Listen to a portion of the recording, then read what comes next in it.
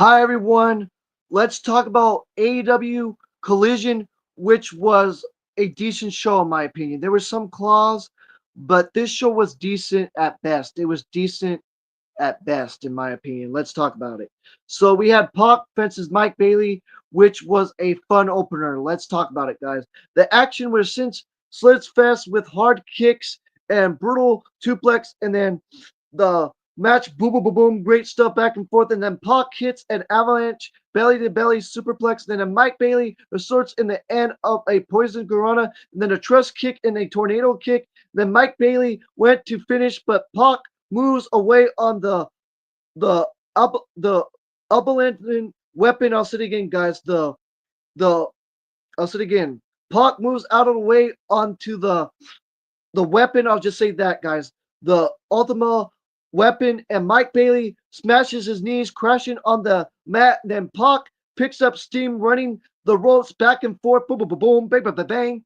Good stuff. And then delivers a thunderous clothesline. And then Pac swervely rescinds to the Brutusler submission. And Mike Bailey was out, and the ref calls for the bell. And that's how Pac won with the submission. Brutaler and Mike Bailey was out.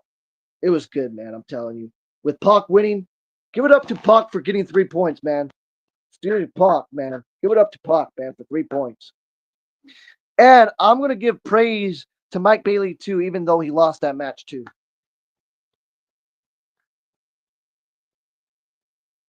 So yes, guys. Then AW announces Pac fences Okada in the tournament, which it's going to be good this coming Wednesday, guys. With Pac and Okada this coming Wednesday, it's going to be good stuff. With Okada and Pac. And all you haters can suck it. Sorry to say that. DX style. Sorry to say that. But yeah. Then Daniel Garcia is ready to drop the death weight down as Matt Menard is appreciating the love and sacrifice. And Matt Menard shows Daniel Garcia just needs Daddy to bleed one more time in their fight. And once Daniel Garcia handles this business, he will be going for the TNT Championship again. And John Moxley shadow box in the background making funny faces, which was cool, guys. Which that was cool. Then Brodito are sad about losing the tag titles, but they are proud of their reign. And Bandito and Brody King have became brothers, and Brodito isn't over. They will be AW fighting. I'll say it again. They will be in AW's fighting for the tag titles for a very, very long time. And Bandito was disappointed in losing that match to FTR. And King gives them a peep talk to focus on the Ring of Honor World Championship at Final Battle. He's going on in a six match with Inchasiro, I believe. He has a back on his shoulder in a six way, guys. Oh man, I can't wait for that match at Final Battle, which we're going to do a preview and prediction about that here at midnight or later in in the crack of dawn. So yes, guys, look forward to that preview and prediction in the crack of dawn. So yes, guys. So let's carry on. So yes, guys. So I'll say it again. So Brodito isn't over, and they will be AW fighting for the tag titles for a long time. And Bandito was disappointed in losing that match to FTR. And King gives them a peep talk to focus on the Ring of Honor Championship at Final Battle. And the commentary mentions that the plan was for Roosh to challenge Bandito for the title, but Roosh is suffering a knee injury, and the new plan is the survival of the fitness when Bandito is facing Blake Christian and Beast Mortals and Semi Guevara and Commander and Inchasiro. And it's going to be a great match with those six. I'm telling you, it's going to be good with Beast Mortals. And for people that want to talk shit about Beast Mortals is a good wrestler. I don't give a damn what you think. Okay? Going on another rant. Don't care. That's why you guys might get CJ Killer 2006. But anyways, it is what it is. But Bandito against Blake Christian, Beast Mortals, and Semi Guevara, and Commander, and Inchasiro is going to be boom, boom, boom, boom. Great stuff. Boom, boom, boom, boom. Great stuff, I'm telling you. Then we had Daniel Garcia facing Matt Menard, which this was a fun match, in my opinion, with Daniel Garcia and Matt Menard. I'm going to tell you guys that's the thumbnail for this live stream. But yes, guys, this was a fun match. Let's talk about it. John Moxley joins commentary for this match, and Matt Menard was fired up for early control. Then Daniel Garcia bust him open. Then Daniel Garcia, excuse me, then Daniel Garcia wenches Matt Menard's head between the steps and ring post to drop kick the steal. Then Matt Menard was on wibbling legs for the rest of the match. And then he touched deep for an inch change of punches. Then Matt Menard bullies Daniel Garcia into the corner, and the ref breaks. Daniel Garcia charges for a drop kick, and he slaps on the bulldog choke to put Matt Menard out and cold. And that's what happened right there, and that's how he won with the bulldog choke to put Matt Menard out cold, and that's what happened, guys. Then after the match, Mark Briscoe enters the ring to address Daniel Garcia, and that boy is thankful for being TNT champion, and he's thankful for Daniel Garcia making it easy on who to choose as the first challenger. And Mark Briscoe wouldn't duck anyone, and he will defer Daniel Garcia's butt like a delicious Thanksgiving meal, which that was funny. That was funny when Mark Briscoe said that.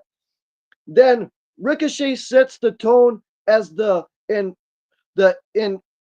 just say the first. I'll say it again. Ricochet sets the tone as the first ever AEW National Champion, and he will travel the globe to present AEW to the highest. And a Listens with the Gigs of Agony was one of Ricochet's best decisions in Thailand, and Bishop Khan will celebrate with a fancy meal in Nashville. And then FTR celebrates was interrupted by the Bang Bang Gang, and Juice Robinson and Austin Gunn are the last team to pin FTR, and they will beat FTR again, and they will become AEW Tag Team Champions again, like they said, and all that. I'm telling you guys, if the Bang Bang Gang becomes AEW World Tag Team Champions, I'll be saying Bang Bang Gang, the Bang Bang Gang, the Bang Bang Gang, the Bang Bang Gang. Sorry guys, but that's just me being so hyped. But anyways, guys, like I said again, Juice Robinson and Austin Gunn are the last team to pin FTR, and they will beat FTR again, and they want the tag titles on the line next time. But man, I'm telling you, if the Bang Bang Gang wins, I'll be going crazy. But if FTR retains, I wouldn't mind either, because I love both of them. I love FTR and the Bang Bang Gang. But they were even talking about, they missed their brother Jay White. I hope Jay White comes back soon too. I love Jay White too, man. Jay White is a great wrestler. But anyways, guys, let's carry on. Then we had this match. Then we had this.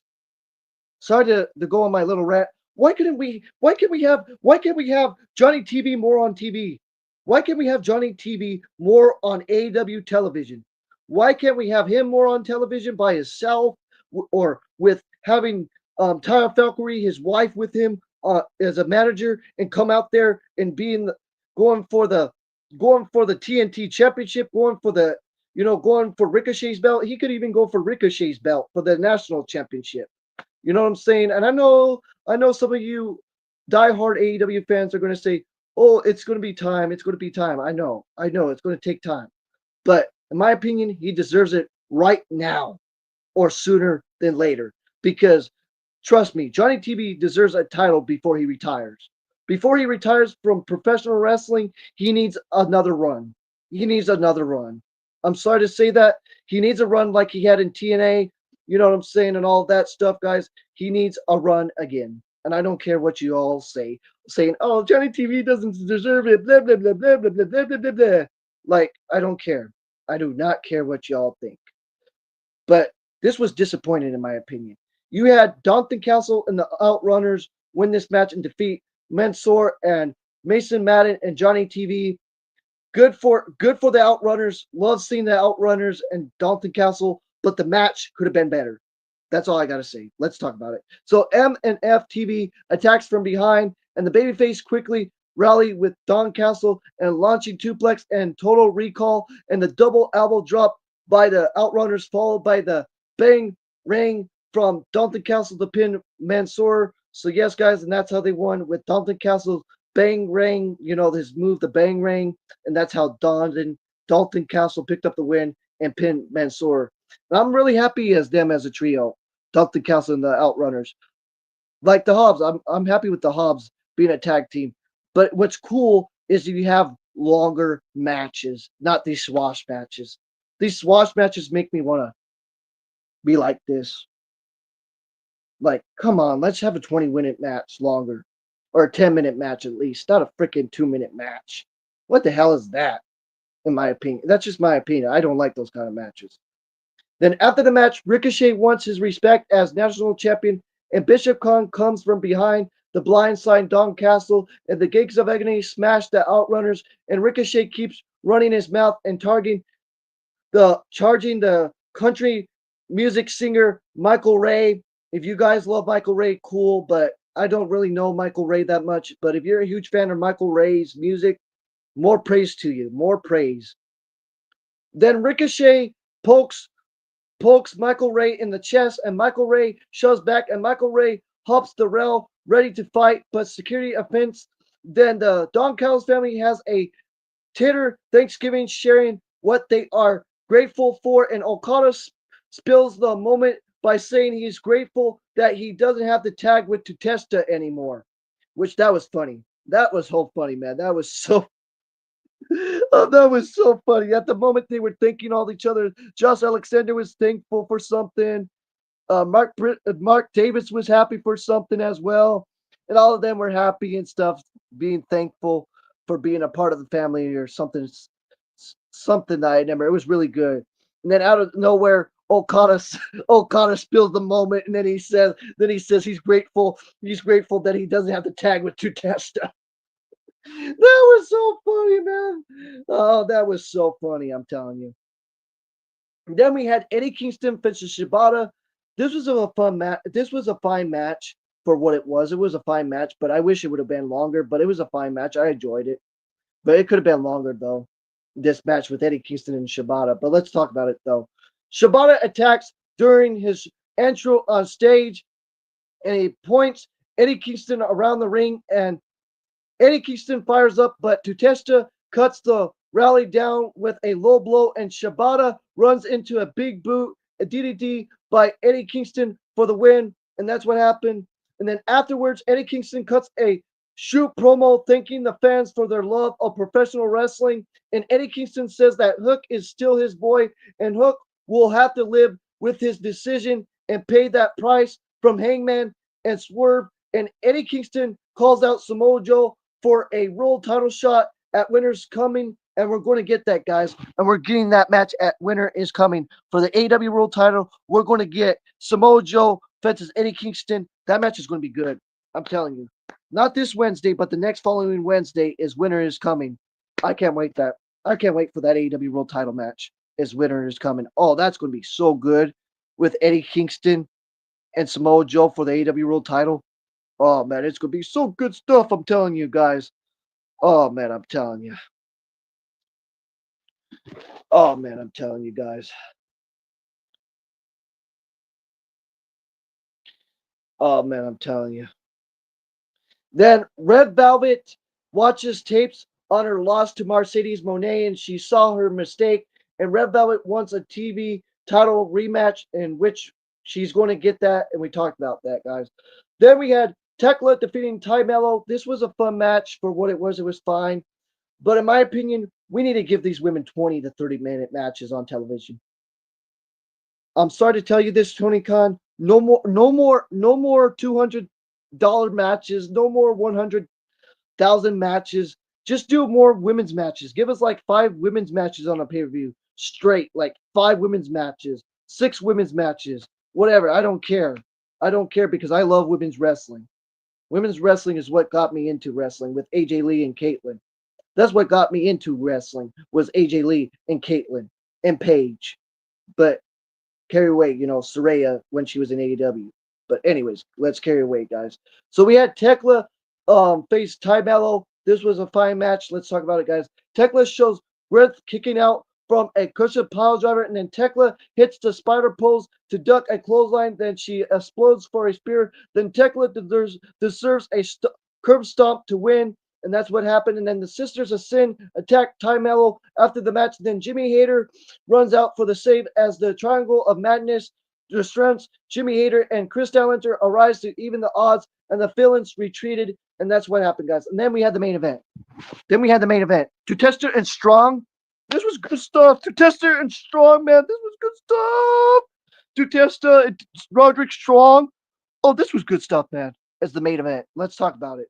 So the main event starts with rumbling in the match, and Roderick Strong works backbreaker through the match into Testa and launches a blue thunder bomb onto the guardrail. Then Roderick Strong recovers to go back to the game plan, and then he fronts with momentum after a backbreaker into the top turnbuckle. Then Roderick Strong ascends a gutbuster and a backbreaker, but Tutesta answers with a rolling German suplex, and Tutesta was quicker to his feet to land a heavy knee strike, and Roderick Strong was stunned, and Tutesta closes with the Richmond Fire Driver, and that's how he won with the Richmond Fire Driver 1, 2, 3, and that's how Tutesta won and got 3 points.